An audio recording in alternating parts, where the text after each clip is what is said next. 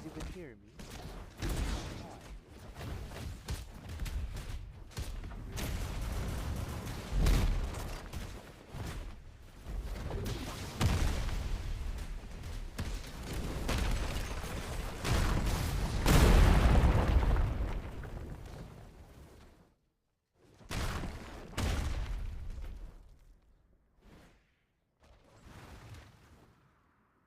Young people.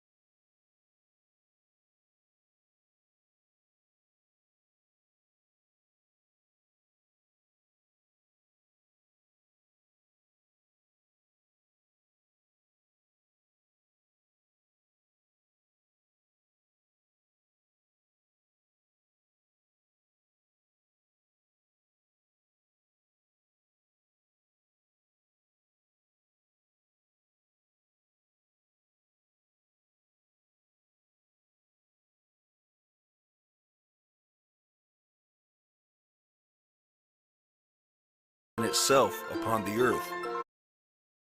God saw the light that it. Genesis chapter 1. In the beginning, God created the heaven and the earth was without form and void, and darkness was upon the face of the deep, and the Spirit of God moved upon the face of the waters. And God said, "Let there be light." And there was light. And God saw the light that it was good. And God divided the light from the darkness. And God called the light day, and the darkness he called.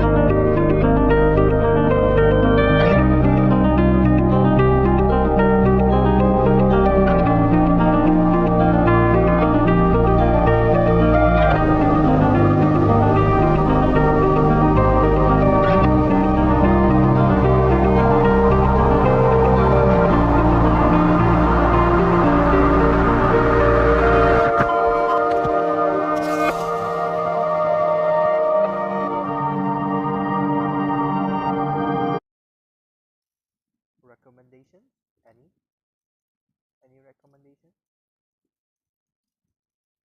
I would watch, but I need recommendations first.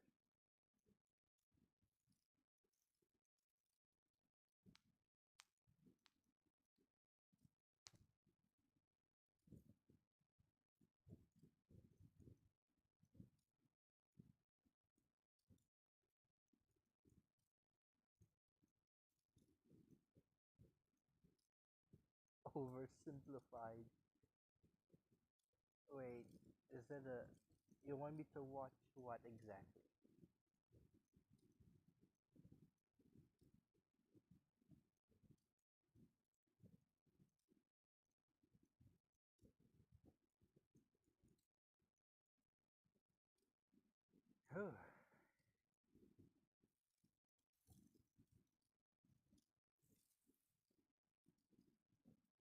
Oversimplified? Is that a thing?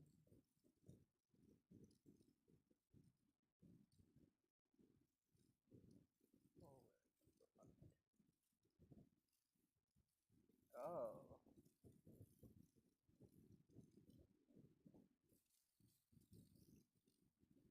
Also, new merch available now in the store, including a mystery new character pin. I wonder who it could be. Ancient China. The sun is shining. The birds are singing. The children are playing in the village square. What a wonderful time to be alive! Hey, the Yellow River flooded again and destroyed all your crops. And also we're being raided by nomadic tribesmen. And also this period of Chinese history may be entirely mythical, meaning you may not even exist. Well, that would certainly explain the laser eyes. Chinese civilization began around the year 2000 BC when the possibly mythical Xia dynasty was formed. Throughout China's history, dynasties would usually rise up with a powerful leader who worked for the good of the people. But Not gonna lie, Chinese people are weird. over time, the leaders would become more corrupt and self-serving. Someone would inevitably build a lake of alcohol, and the angry populace would overthrow them, giving way for a new dynasty to rise. Following this pattern, the Xia dynasty was replaced by the Shang, who liked bronze and writing, but then the leaders got corrupt, and were replaced by the Zhou, who liked iron and philosophy. But that one sort of just fell apart, and was replaced by the Qin, who liked building walls and people made out of rock. But they were pretty tyrannical from the start, and were quickly replaced by the Han, who liked creating new trade routes and getting in touch with their emotions. In line with this pattern, the Han dynasty came about under the strong and popular leadership of Emperor Gaozu. The dynasty remained firmly in place for over 4 centuries and was considered a golden age in Chinese history, developing new forms of art, political thinking, technology. Oh, looks like all the leaders got corrupt. See, probably the biggest problem in ancient China's political system that allowed so much corruption to come about all the time was a little something called court culture. Let me explain. Imagine for me, if you will, that you are the son of the Chinese emperor. Hooray! Now, apart from how weird it is that you have a ton of stepmoms and many of them would like to kill you, and also all of your friends are middle-aged dudes with no dongs, life's pretty alright. One day, your father says, "Son, I know our relationship hasn't been the best, and I've never said this before, but I just want to let you know that I love you." Oh no, I'm having a heart attack! Look at you. Now you're the emperor. I'm so proud of you. But wait, you are but a child and have no idea how to rule over a massive empire. Fret not, because just about everyone in your court wants to help you out with that. Hey man, remember me? I'm your mom's bro. Anyway, I heard you needed someone to rule over China for you. I mean, to help you rule China. So hey, here's a popsicle. I hope we can get along. No way, man. We've been your friends and your personal caretakers your whole life. And even though we may have no dongs, I think you should give us all the power to rule China.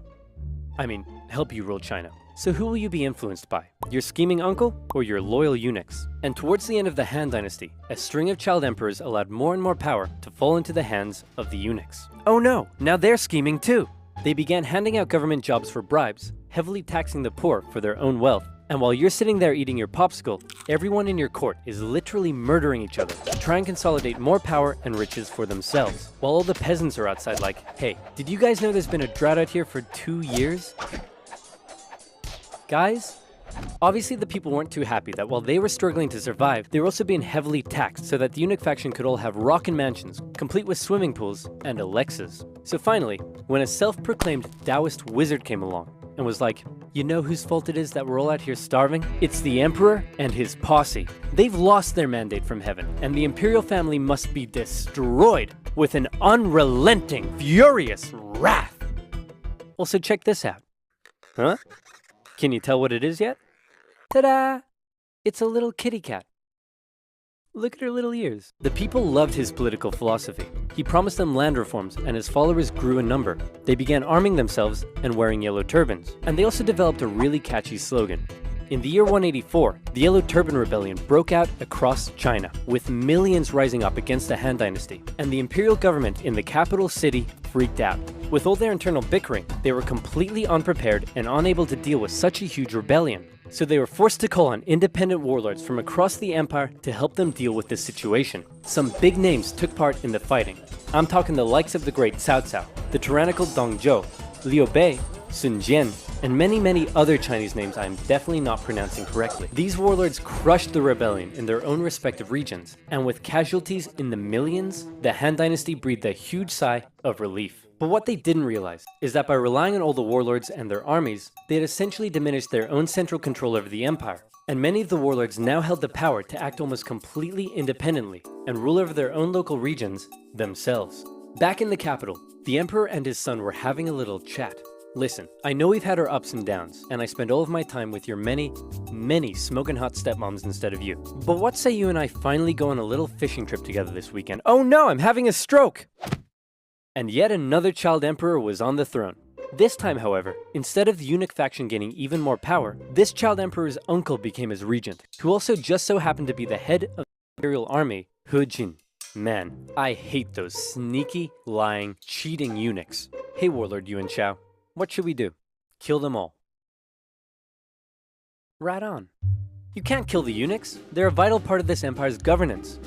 And also they paid me a lot of money to say that about them. Ah, come on! No! So He Jin and Yuan Shao decided the empress may need more convincing. And so they called in an infamous, feared, tyrannical, overweight warlord from the northwest to help convince her. That man was Dong Zhuo, and he set out for the capital city with his army. Hey guys, I heard a rumor that He Jin was planning on killing us. Then why don't we kill him first? And so it was. They lured him to the palace with a forged letter from his sister, and when he got there, they lobbed off his head.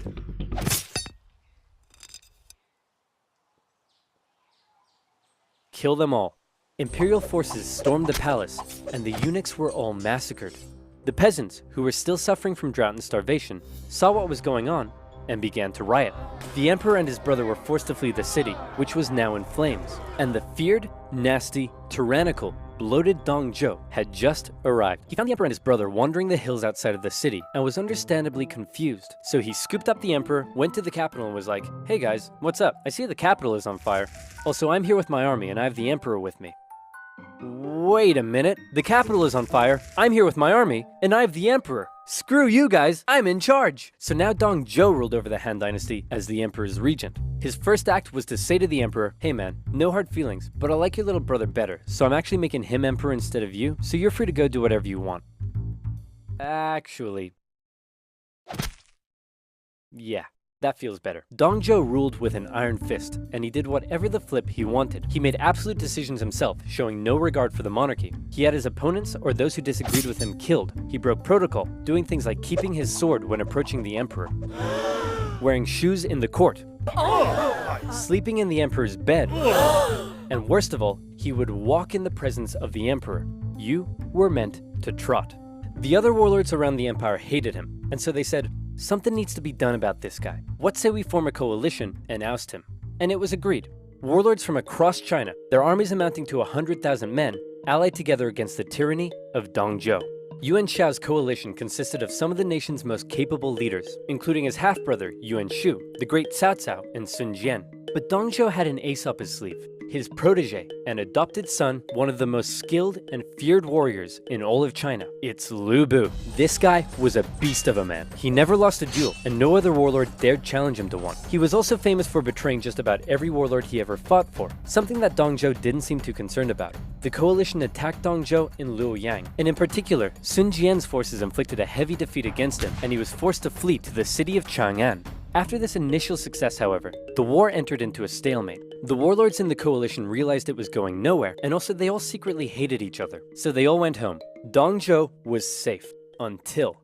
Legend has it that a government official in Chang'an had a daughter who was hot. Super hot. He invited Lu Bu to his home and promised Lu Bu that someday he could marry his daughter. Then, he invited Dong Zhuo to his house and did the exact same thing. Dong Zhuo was so smitten that he insisted on taking her as his concubine immediately. And when Lu Bu heard the news, he was pretty unhappy. Hey man, aren't you worried that you stole Lu Bu's girl and betrayal is like his personal hobby? Lu Bu? Betray me? No way, man. Never gonna happen. Oh, crap. Lu Bu, along with other government officials, assassinated the tyrannical Dong Zhuo. Then they left his body burning in the streets. Some sources say he was so fat and oily, he kept on burning for days. Nice. So with Dong Zhuo dead, and the power of the Han government essentially decimated, China was left with a huge power gap, and a ton of warlords who all slept soundly at night dreaming of being the one to fill it. Here we enter into a crazy and chaotic period of civil war all across China, with so many people, so much betrayal, so much intricacy, it makes Game of Thrones look like a Dr. Seuss publication. But just to give you an idea of how crazy and chaotic it was, see if you're able to keep up with this. Are you ready? Here we go. Here's a rough map of the warlords throughout the Han Dynasty at the time. Half-brothers Yuan Shao and Yuan Shu were both in a power struggle for who would become the figurehead of their family. Yuan Shu made alliances with warlords in the north, along with Sun Jian, the guy who defeated Dong Zhuo.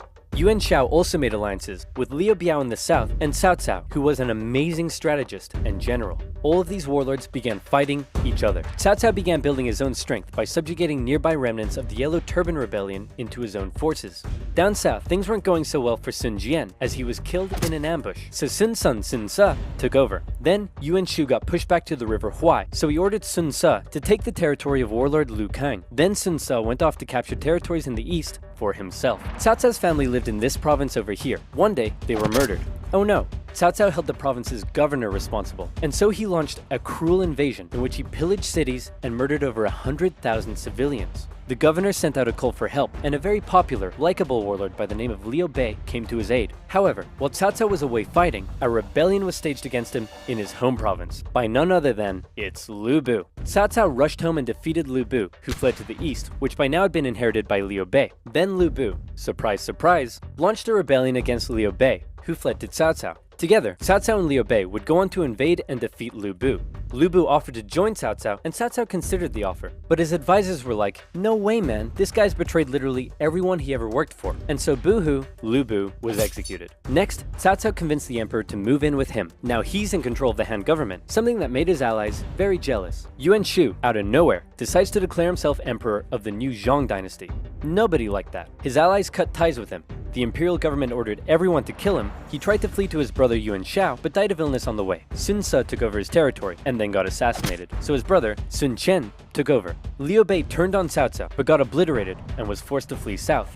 Yuan Shao finally defeated the warlord to his north, and could now focus south. He declared war on his ally Cao Cao, but was defeated at the Battle of Guandu. Cao Cao has now united the north, and he turned his attention to the south. In particular, Liu Biao's province was becoming a powerful threat, so Cao Cao attacked him. Liu Bei was now fighting for Liu Biao, and he held Cao Cao off for a while. But then Liu Biao died and his son took over, and immediately surrendered to Cao Cao. Liu Bei was horrified, and he fled southward to try and maintain control of the province. Cao Cao was on an absolute roll, and it looked like he would be the one to take control of China. He began making plans to attack both Liu Bei and Sun Qian, and the two of them, seeing where things were headed, met up and decided to form an alliance.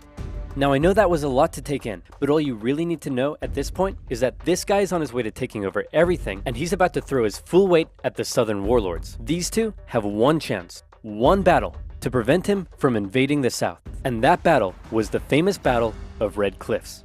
To take the south, Cao Cao would need to control and cross the mighty Yangtze River. He had over 200,000 men to face against Liu Bei and Sun Qian's combined force of 50,000. How would they stand a chance when they were so outnumbered? Legend says most of Sun Qian's advisors pleaded with him to surrender, but then he smashed up a table and they all backed down. Luckily, Cao Cao's forces were ravaged by disease and exhaustion, and his northern soldiers weren't too comfortable on ships. So when Cao Cao sailed down the river and the two sides met for an initial skirmish at Wulin, Cao Cao was unable to inflict a defeat against the allies. Then one of Sun Qian's men came up with a very sneaky plan. He sent Cao Cao a letter pretending that he and others wanted to defect to his side, and offered to bring him some of Liu Bei and Sun Qian's finest ships. Little did Cao Cao know, however, that those ships were full of flammable reeds. As they approached his fleet, they were set alight and destroyed his ships and camp. Seeing the situation as hopeless, Cao Cao ordered a difficult retreat through the rain and marshlands, during which more of his men fell to illness and disease. The underdogs had won, and Cao Cao would never again have another chance to take the south.